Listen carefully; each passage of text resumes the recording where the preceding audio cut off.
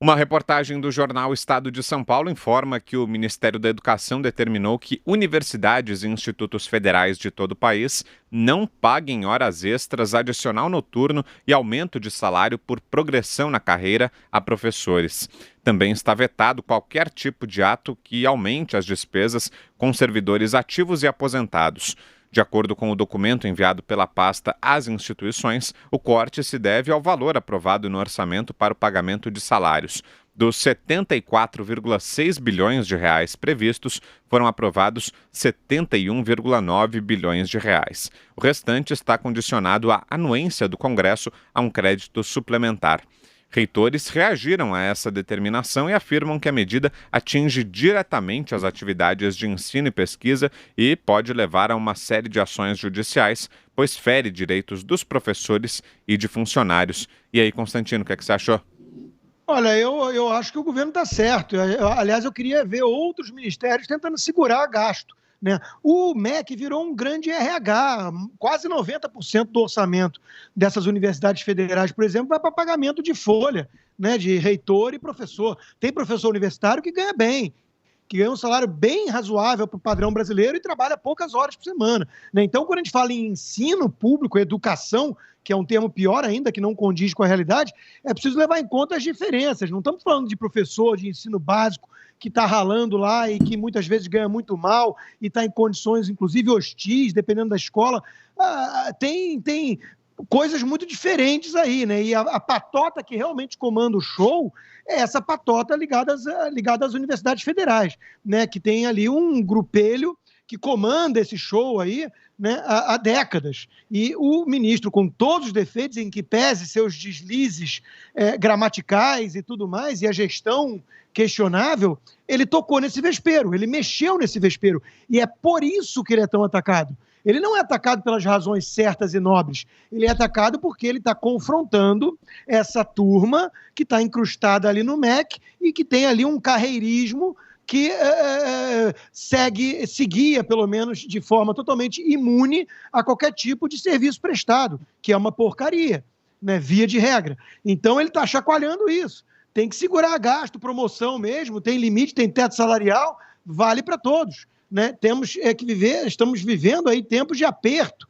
principalmente no setor público, né? Então eu não vejo como um grande escândalo, não. Infelizmente tem uma mentalidade que graça em nosso país de que basta jogar mais recurso público para o ensino andar, né? E isso tem sido a realidade dos últimos anos. O Brasil gasta, em termos relativos ao PIB, mais até do que a média dos países da OCDE, e está aí o resultado, que é uma boa de uma porcaria.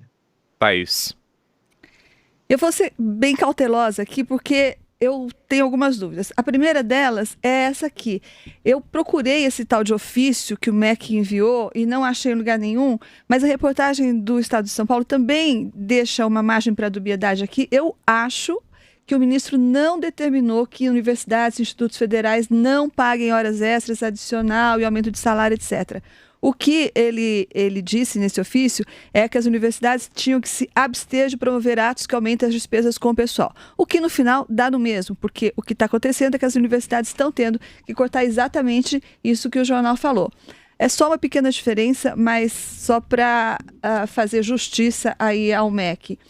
E a outra coisa, o Constantino falou em show e etc. Eu também tenho a impressão que esse é um show do ministro Abraham Weintraub. Por quê?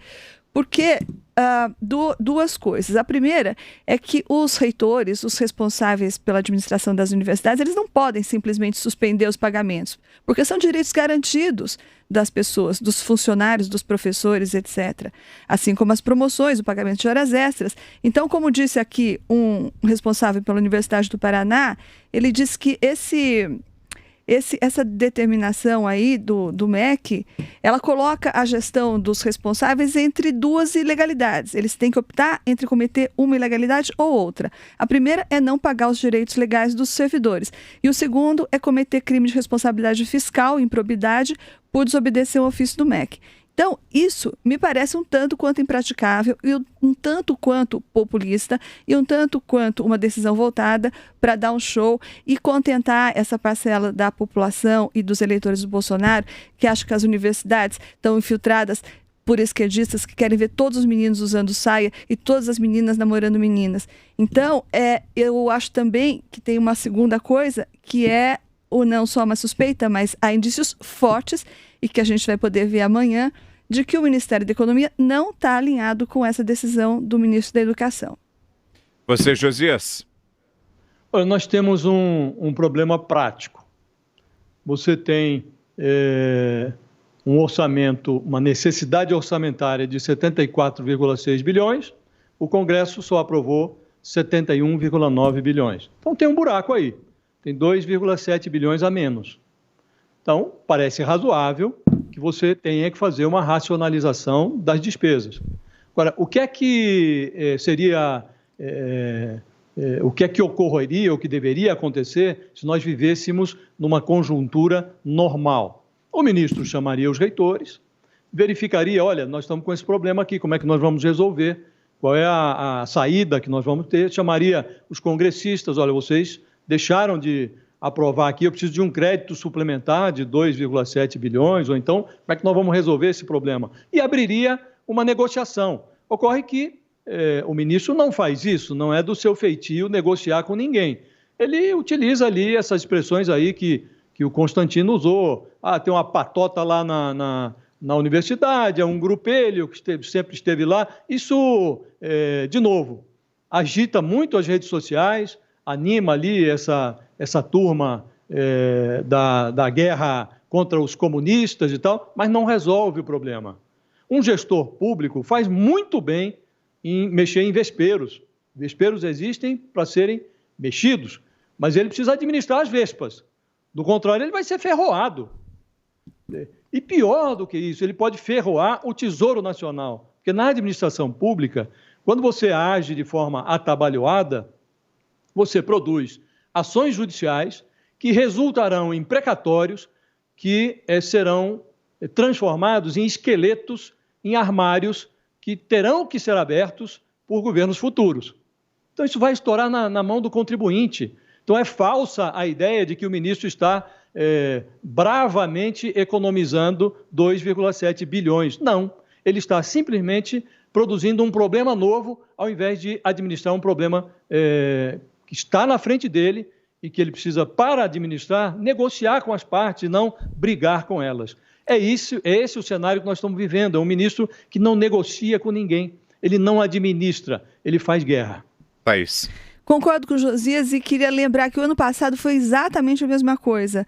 O ministro saiu anunciando aos quatro ventos que ele ia cortar verbas de universidades. Primeiro, as universidades que fariam balbúrdia e que tivessem cheias de esquerdistas. Depois ele ampliou isso para todas as universidades e alegou o corte orçamentário, etc. Isso produziu as primeiras manifestações contra o governo Bolsonaro, sendo que elas eram absolutamente desnecessárias, porque, como todo mundo sabe, todo ano tem corte no orçamento e isso atinge as universidades. O ministro foi lá provocar, foi cutucar a onça, porque ele gosta, ele sim, de uma balbúrdia, e deu no que deu. O governo ganhou as primeiras manifestações contra, também a favor. Mas quem provocou as contra foi o próprio ministro Abraham Weintraub.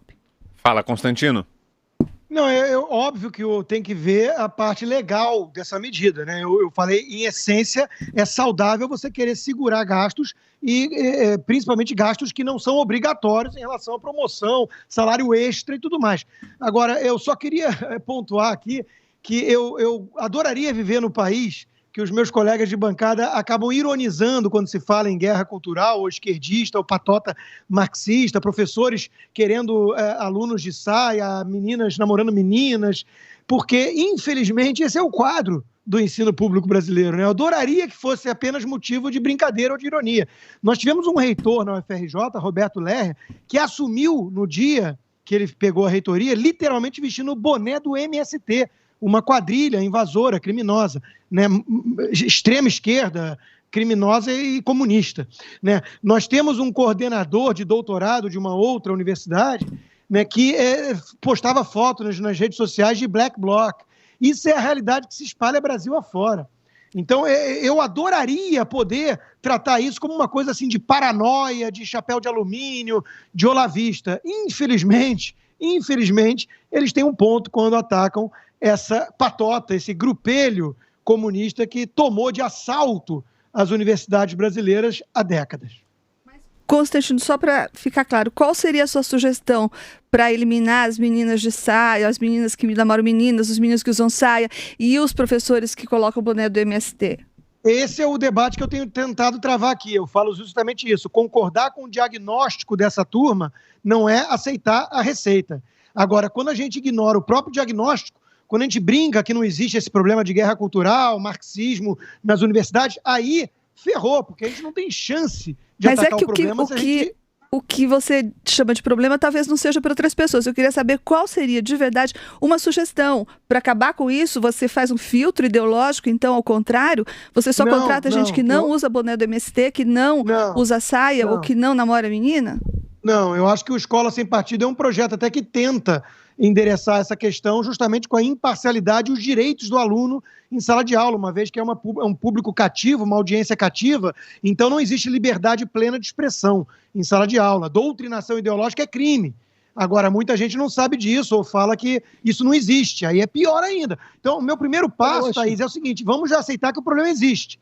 Uma vez que a gente aceite que o problema existe, aí a gente pode debater como atacá-lo, e sem dúvida não é como vai entrar o Biacho. Se você pega, Constantino, maluco você tem em todo lugar, né? Maluco tem em redação de jornal, maluco tem em universidade, maluco tem em banco, maluco tem em todo lugar. Então, o sujeito que vai a uma aula com boné do MST, tá ali, está se apresentando. Eu, se sou aluno de um professor como esse, vou ficar com o pé atrás. Agora, o que não dá é você, a pretexto de abrir uma guerra contra a comunista, o que não dá é você acabar prejudicando o funcionamento das universidades. Esse assunto que nós estamos discutindo aqui, no limite, ele vai prejudicar lá na ponta os alunos. Porque se você não permite, por exemplo, uma substituição de um professor que ficou doente, você vai ter que pagar hora extra para alguém, para substituir aquele professor. Se você não permite que isso ocorra, você vai deixar alguém sem aula na outra ponta. Fazer isto por conta de uma guerra ou porque você está brigando com reitores e tal, é preciso ter racionalidade.